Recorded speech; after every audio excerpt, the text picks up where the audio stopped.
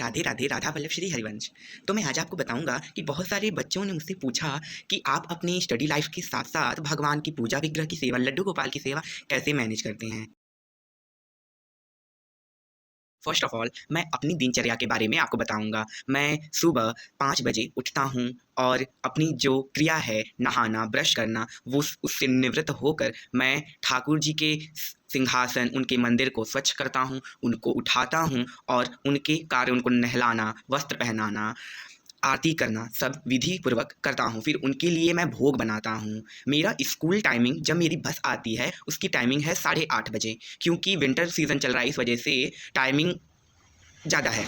इस वजह से मुझे पूजा पाठ करने में आसानी रहती है और उसके बाद मैं तैयार होता हूँ और टिफ़िन लेकर स्कूल चला जाता हूँ। स्कूल से आने के बाद मेरी माताश्री भगवान के लिए दोपहर का भोग पहले से ही रेडी की रहती हैं और उस भोग को मैं आकर लगाता हूँ। फिर उस भोग प्रसादम को सब बैठकर मिल-बाँट कर खाते हैं। उसके बाद रात को संध्या आरती होती है, फिर उनकी भोग सेवा होती है, फिर उनको सुलाता हूँ। फिर उसके बाद मैं जो भी मेरे विद्यालय का कार्य होता है, होमवर्क होते हैं और पढ़ाई होती है, उसके बाद मैं अपनी पढ़ाई पूरी करता हूँ और उसके बाद वही दिनचर्या फिर से शुरू हो जाती है। तो आप कैसे करेंगे? आपकी जो टाइमिंग है, वो आप एक बार देख लीजिए, फिर उसके अनुसार आप सुबह उठिए। आप कोशिश कीजिए कि आप जल्द उठें, क्योंकि इनकी सेवा करने में, श्री कृष्ण भगवान की सेवा करने में, लड्डू गोपाल की सेवा करने में थोड़ा समय लगता है। आपको उनकी सेवा के लिए 1 घंटे, कम से कम 1 घंटे तो देने ही पड़ते हैं, क्योंकि उनके श्रृंगार होते हैं, स्नान होते हैं, भोग सेवा होती है। आप कोशिश कीजिए कि अपनी मम्मी से बोल दीजिए कि आप उनके लिए कुछ भोग बना दें। ना हो सके तो आप पहले से ही उनका जैसे कुरकुरे घर पे बने हुए जो होते हैं, वो चिप्स हो गए, वो रख दीजिए। दूध हो गया, आप दूध भी दे सकते हैं, अपनी-अपनी सामर्थ्य के अनुसार। तो आप ऐसी भी सेवा कर सकते हैं। फिर उसके बाद आप स्नान करके अपना स्कूल